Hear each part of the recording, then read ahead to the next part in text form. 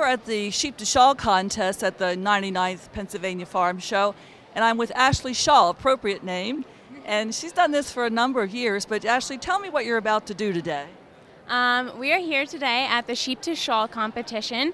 Everyone's set up. They have their looms out, their spinning wheels, and they're having their team meeting before we get started here today. What we'll be doing is going from the sheep to the finished garment, which is going to be the shawl, hence the name Sheep to Shawl, and in 2.5 hours. So we'll have our shearers are going to bring out the sheep, and they'll do the countdown, 3, 2, 1, and then everybody can go ahead and start shearing their sheep. Once everyone has finished shearing, the team will collect the fleece from the animal and we'll put it with our display, and we'll start carding it, which just combs the fibers and makes it easier for spinning. It's part of the preparation process. Then there's 3 team members that will be the spinners, and they are going to be making the yarn for the weaver, who is going to be weaving the finished product today. And each team has a name. Like, what's your name? Tell me the name and how you picked that name. We're Team Just a Little Twisted because we're a little twisted, and it goes along with the whole spinning, twisting the fibers. So. And I know I met you several years back, and before you did the sheep to shawl, you did the fleece to shawl for the younger weavers. So tell me the age and how you started. How did you get in the fleece to shawl initially? It's a long story of how I got involved, but I joined the 4-H program, and I was interested in the fiber animals. So I actually got an Angora rabbit first, and then from there I just grew to love the fiber animals, and I learned how to spin and weave in a 4-H club, and then from there I was asked to join a fleece to shawl team. Any youth can participate in that up to the age of 18. And I believe it was 3 years that I competed in the fleece to shawl. And then when I aged out, I was kind of sad because I couldn't do it with my team anymore. Some of them were still youth. And so my mom and a couple of the teammates that I was with, their parents, we all joined a team, and we named ourselves Just a Little Twisted. And we've been doing it ever since then. And this is like really a family affair, because I believe now your sister Madison was in the fleece to shawl this morning. Yep. The kids competed this morning. They had 3 hours. They started at 10 and went until 1 o'clock. And there was, I believe, 5 teams, and they did really well this morning. They all finished. And Maddie, she was a weaver for the first time this year. She's usually a spinner, but she was the weaver this year for her team. They did a potato-themed shawl, which will be auctioned off here later tonight, along with all the others. And then my brother is actually our shearer. So he's going to be shearing for our team, for Just a Little Twisted.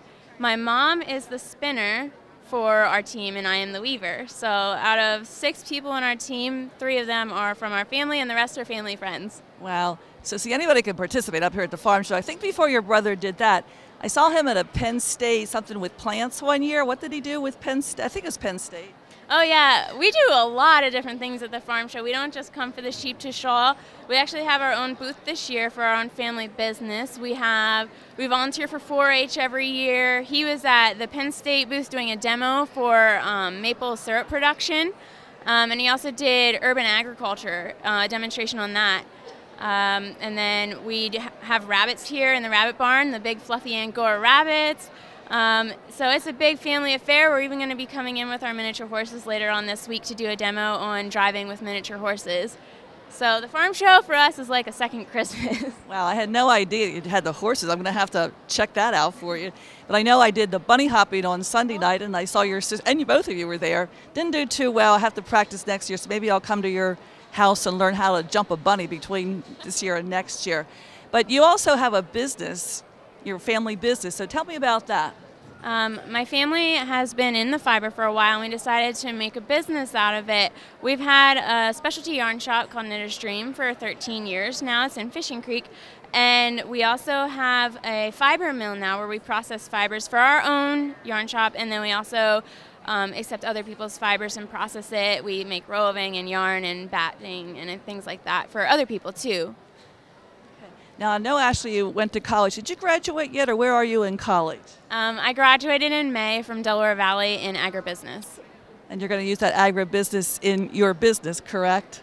Yeah, it was pretty interesting because my whole senior year in college, I used my own business to develop things like business plans for my own classes. So going through school, it really helped me to build my own business in the agriculture industry. And I know that you're an author of a book. Would you want to tell us any about that? Because you've come a long way. You're a role model for so many young people. I admire you so much. Like, tell me about the book. When I was 15, I wrote a book, and I struggled with anorexia, and I ended up writing a book about it. It was like my journal, and I tried to incorporate positive thoughts about it. And I always tell everybody that growing up in 4-H and writing my feelings down and writing this book to help other people go through it had helped me as a person grow and become a stronger individual and get through the tough time that I was in. And just surrounding myself with positivity like 4-H and the agriculture industry and things like that really helped me to be where I am today. And so I wrote this book named Journey, Recovering from Anorexia, and it really helps me to get to where I am here today.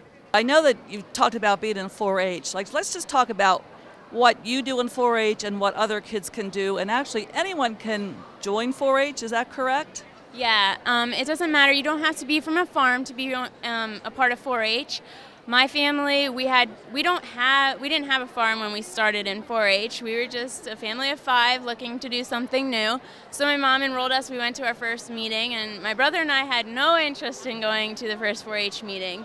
And we got there, and since we were a new family, everybody went around and introduced themselves, and it got to us, and we were asked to stand up, say our name and our age, and then sit down. And my heart was pounding outside my chest. I was so nervous, but I managed to stand up, introduce myself, and from there I knew that I was pretty much unstoppable in 4-H because, there's so many opportunities that I didn't let myself do before. And being able to go to that first meeting was the first step to the next part of my 4-H career. So anybody can do 4-H. You can be from the city. They have urban clubs. They have livestock clubs. They have family living clubs. We were a part of many clubs when we were in 4-H. We had the Fiber Arts Club, which is where we do things like the sheep to shawl. We prepare throughout the year for it. We go to different events, alpaca shows, sheep shows, and we demonstrate the sheep to shawl and alpaca to shawl type demonstrations at those things.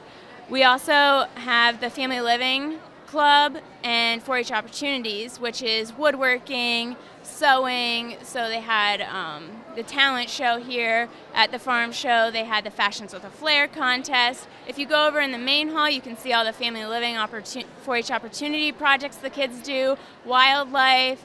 I mean, it's really endless. It's not just for kids that have livestock and horses in their barns. I mean, you can really do anything and make a 4-H project out of it to show off what you learned and, how far you can go with it. Like, I did see some of the outfits the kids made. Now, do they just know how to do that, or is there training in 4-H so they can learn how to sew? It's interesting because some of those kids, they teach themselves. Others, they'll tell you that their grandparents helped them or their mom helps them learn how to sew. So sometimes it's passed down generation to generation. Some kids just, pick up a sewing machine and some fabric and start sewing. And then others, they join a club and they learn from their fellow club members or the leaders in their club. So it's, each person has a different story. But those kids, they don't just pick up the sewing machine and fabric and sew for that competition that day.